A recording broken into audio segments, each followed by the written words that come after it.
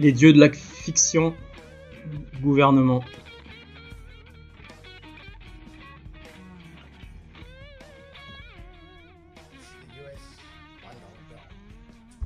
Donc ça c'est un billet privé, le dollar américain de la Fed US, Federal Reserve aux États-Unis. C'est certainement pas les États-Unis d'Amérique. C'est une banque détenue par les Rothschild. Mais cette banque Rothschild détient des succursales dans le monde entier, ce qui inclut la Fed australienne, la Réserve fédérale australienne, qui est une succursale de la Réserve fédérale américaine, ainsi que ses autres succursales comme la Banque du Commonwealth d'Australie et toutes les autres banques. Donc elles sont tous détenues, sont tous la propriété privée de la banque mère, la Réserve fédérale américaine. Et cette banque mère est le trustee, le fiduciaire, pour le Vatican. Et le mot juif, là, je mettrai les liens dans la description. Ici, tribunal juif, cour en anglais étant tribunal. Donc un facteur de cour, de tribunal, ou un clerc de tribunal, un banquier juif, un juif de cour. Donc c'est eux qui géraient les actifs financiers, administratifs des nobles et princiers européens, mais surtout allemands. Donc ils faisaient un peu office de hauts fonctionnaires vers 1600. C'est ces commerçants qui viennent à la rescousse de la division du Saint-Empire romain, et donc c'est Meyer Amschel Rothschild. Bien sûr, tout cela en échange de privilèges et d'anoblissement. Donc si c'est bien ça, eh bien, on parle des Juifs du Vatican, les Juifs vaticanais.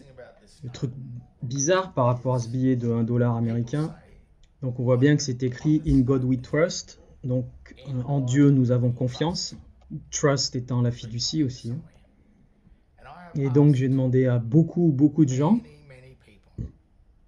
où est-il dit, où est-il écrit, en anglais, en Dieu nous faisons confiance. Et on me répond tout le temps, bah, c'est marqué là en gros. Non, moi je dis ok, ouais, j'arrive pas à le voir. Mais en fait c'est pas écrit en anglais. Hein.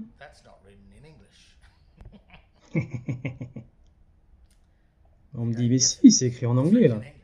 En gros, en capital. Non, c'est pas du tout écrit en anglais. C'est pas écrit non plus en langue de signes américaine, en langage des signes, ni en latin d'ailleurs. Quand tu utilises le langage des signes américain, qui est un texte tout capital, majuscule, comme celui-ci, il doit suivre les règles grammaticales du latin, donc avec le tiret entre les mots, ce qui est différent donc de la règle grammaticale anglaise. Et ça doit être écrit en petites lettres, pas en capitale, pour l'anglais en tout cas. Qu'à partir de une ou deux lettres marquées en capitale, ou en hiéroglyphique, eh ben on ne le voit pas dans la langue anglaise. Ça ne fait pas partie de l'anglais classique, courant. Et ce billet, en fait, contient aucun anglais, nulle part d'ailleurs.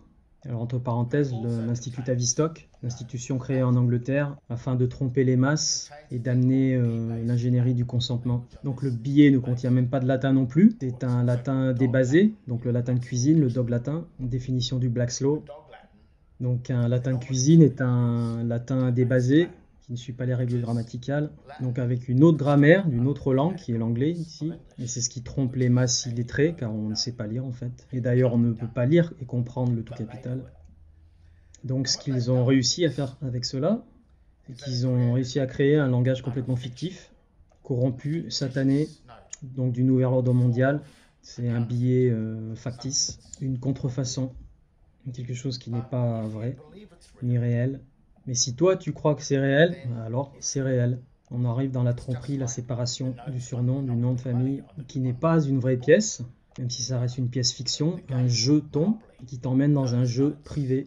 Tu te retrouves dans le Monopoly, le jeu du Monopoly. Ces billets sont fictifs, mais sont régis et sont vrais dans les règles du jeu du Monopoly quand tu joues. Donc le dollar US c'est pareil, l'euro c'est pareil, toutes les monnaies c'est pareil. Ça appartient à la Fed US. Ils ont créé tout ce truc-là, la banque Rothschild, et certainement en relation avec le Vatican. Ils ont créé un système interne entier de monnaie où tu dois consentir à jouer au jeu et donc accepter les règles du jeu. Et donc comprendre le consentement, c'est sortir du jeu, comprendre les règles. Tous les adjectifs qui définissent débasé sont les pires des adjectifs. Hein. Un péché, une tromperie, criminel, tous les mots les plus pourris. Sata, mot débasé. Corrompu, bâtard, indécent, obscène, pollué, pourri, vicié, dégénéré, perverti, abandonné, débauché, immoral. Donc ce dieu qu'il vénère sur ce billet, God, c'est une illusion. Et si Lucifer est le dieu de l'illusion, le dieu des illusions, donc on en revient à Baphomet, à Baal, dieu païen, payant, Satan, Moloch. Donc c'est le dieu que eux considèrent sur ce billet. Et si tu fais partie de ces sous-divisions et de toutes ces succursales, comme Wall Street, où là on voit le taureau qui est Moloch et Lucifer, donc les autres succursales comme le Commonwealth de l'Australie, toutes les entreprises, les régions, les États, le Queensland, l'État du Victoria, l'État de la Nouvelle-Galles du Sud, l'État de l'Australie de l'Ouest. Donc si tu fais partie d'un de ces États, en fait, c'est pas vraiment des États, c'est des succursales, sociétés privées de la Réserve fédérale américaine. Et eux vénèrent le dieu Baal ou Baphomet, Satan. Satan t'habite. Et donc Satan est relié à Saturne, l'ancien dieu romain, dieu grec aussi bien sûr. Et là on voit le temple de Saturne à Rome. Et pour l'Australie, en 1973, l'Australie a signé le traité de l'Unidroit du Vatican de Rome, le traité de Saturne. La faux représente l'anneau de Saturne, le dieu des sacrifices des enfants. Le temps, bien sûr, nous mange tous les jours. Le temps, c'est de l'argent. Et donc, c'est ce que ce billet vous dit, il vous explique dans sa symbologie. Et parce qu'on nous a tellement lavé le cerveau, nous, on lit les inscriptions du billet, cette langue des signes, ces hiéroglyphes égyptiens, bien sûr. On les lit comme de l'anglais, du français, comme si les inscriptions étaient l'anglais et qu'on les comprenait. Mais nous, on utilise les règles grammaticales de l'anglais pour le comprendre, alors que c'est pas les bonnes règles. C'est de là que vient le terme présomption de loi, car le gouvernement est une fiction totale. Il dérive d'aucun fait grammatical. Rien n'a du sens en fait, grammaticalement, d'où le terme présomption de loi. On assume, on croit que c'est là la fabrication du consentement, sans que tu réalises que tu consens. C'est ça la tromperie du code justinien. Donc vraiment sur ce billet, rien n'a de sens. En fait c'est une grosse arnaque, une tromperie, un tour de passe-passe, une triche, un attrape-nigo, un piège, un traquenard, pour t'attraper, te prendre, t'entreprise, t'enfermer dans une société fictive, société privée, un contrat social privé qui n'est pas la vraie société. Tout cela relié à ton droit de naissance, ton patrimoine de naissance, c'est-à-dire toute la richesse terrestre à laquelle tu as le droit gratuitement, et qui est mis dans ce trust, in God we trust, cette fiducie, sous sein privé. Ils t'ont fait basculer de la vraie société, la terre, vers sa société privée fictive. Construction mentale, par derrière, il te pique toutes tes richesses. La vraie terre, toutes les richesses minérales et énergétiques de toutes les nations converties en profit par les banquiers internationales, c'est de la piraterie. Tout cela va dans ces comptes de gouvernement et État fictifs, simplement parce que tu es illettré grammaticalement et que tu ne peux pas voir cette fiction. Est-ce que tu crois que ce que tu vois est vrai? Tu crois que ce billet est vrai, réel, qu'il a du pouvoir? Mais ce n'est pas de la vraie monnaie. C'est la langue, le langage gnostique de Lucifer. Un billet fictif. Et ce billet te le dit, avec les symboles maçonniques. Il vénère Satan, qui a créé ça. Saturne, c'est pour ça que le temps c'est de l'argent. Et ils te le disent sur le billet que c'est une fraude. L'ingénierie du consentement, définie en 1947 par le maître créateur des relations publiques au Public Relations, l'Autrichien-Américain pionnier Edward Bernays, dans l'art de manipuler les gens sans qu'ils s'en rendent compte pour obtenir leur consentement tacite.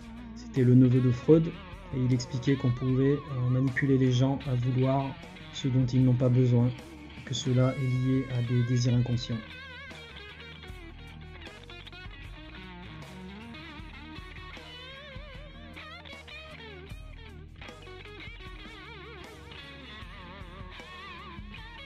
Voilà, fin de la vidéo, les dieux de la fiction du gouvernement. Super vidéo de Romley comme d'hab. La musique aussi, super. Donc si vous voulez lui faire un don, achetez sa musique, il y a un lien sous la vidéo originale. Donc si vous jouez le jeu de leur fausse monnaie, c'est qu'à un moment dans le temps, vous avez consenti. Et ce jeu est joué dans un langage débasé, qui est une fiction, une corruption, une fraude. Traduction, adaptation aussi, hein. Jackfruit. Jackfruit.